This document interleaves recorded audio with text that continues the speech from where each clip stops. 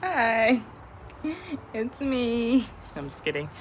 Hello, all two of you guys. No, I'm just kidding. Let me stop playing and get serious. I don't really know what to make this video about because I'm in such a good mood. I'm so used to just ranting when I'm in such a bad mood because usually when I'm annoyed, I'm like just ready to go off. But today I happen to be in a really good mood. I've actually been in a really good mood for a couple weeks now. So I'm sorry. Y'all not gonna get negative Nancy stuff today. You're gonna get happy go lucky.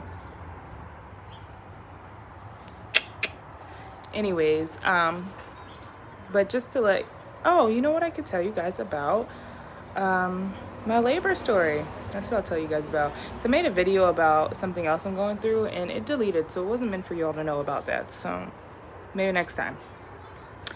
Anyways, so my labor story, I'm gonna make this quick. I'm gonna make it less than 10 minutes because the other video was like 12 minutes long. It's wild. But so I ended up having my second daughter on her exact due date, which was July 22nd. I went into labor on the 21st, the morning of the 21st. I actually didn't know I was in labor. I went pee in the morning, you know, the usual. And then, throughout the day, I really didn't have to pee that much, which is not normal because I was pregnant. And I peed every 2 seconds. It's a lot of information I'm sharing with you guys.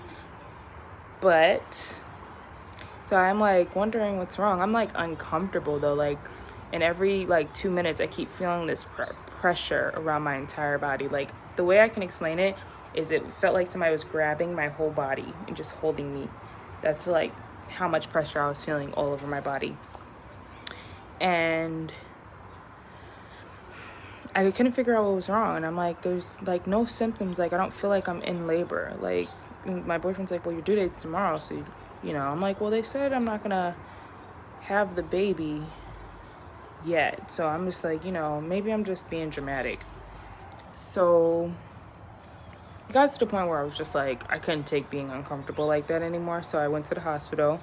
And, me and him were just like, we're just gonna get checked out. And we just wanna know what happened. And so as I'm telling the story, the doctor's like, when you went pee, was it a lot of pee? And I'm like, yeah, but it usually always is in the morning. And he was like, I think your water broke. And I'm like, no, there's no way. It was like 10 hours ago.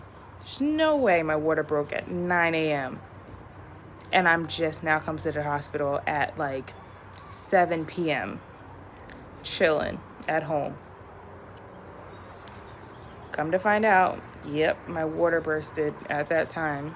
And I was in labor. Had no idea because when I was in labor with my first daughter, it felt like somebody was carving my stomach out with some knives. But that's not what it felt like until the end of my birth with Naomi. And then, well, Naomi is my second daughter. So with my second daughter. And then, I forgot. Oh, and then they were like, oh, do you want an epidural? I'm like, no, this don't hurt. I'm chilling. Like, it's cool. I can go through this. Like, it's just pressure. Like, it doesn't feel like knives are carving my stomach out. I'm chilling. I'm good. I'm getting further and I'm like, whew, man, this is like getting rough. This is hard. And they're like, you can still get the epidural. I'm like, nah, I got this. I'm chilling. I'm good. And, I've heard stories from other people who haven't had the epidural. And with my first daughter, I got an epidural, but I still felt all the pain. Now, my doctor came and explained to me, he's like, okay, I know you still felt pain with your first daughter, but that happens with the epidural. It doesn't take away all your pain. You still feel some pains.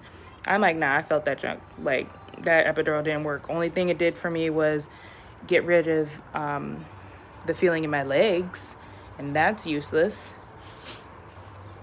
But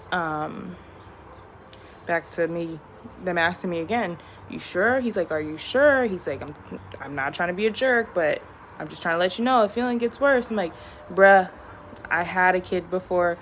You don't know what you're talking about. This man went to school for years to be an OBGYN, right? To be an OB. He went to school for years, and here I am, not a doctor, telling him he don't know what he's talking about. So comes like a couple minutes later. Sorry, I think I hear my daughter. She's taking a nap. Hopefully she's still taking a nap. Anyways, fast forward literally like 10 minutes later, I'm like, hold on, time out. Let's get this epidural. And then come to find out when it was too late to get the epidural. I gotta stop filming this.